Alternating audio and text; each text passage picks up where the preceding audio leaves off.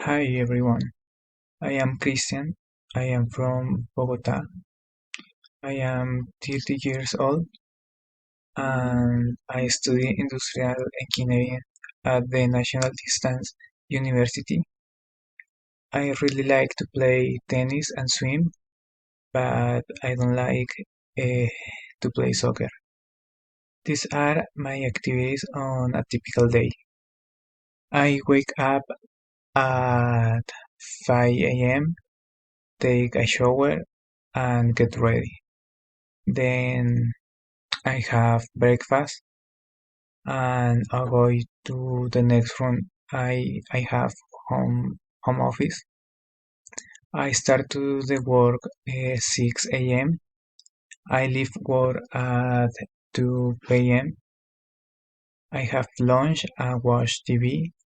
I do homework from 3 to 5 p.m.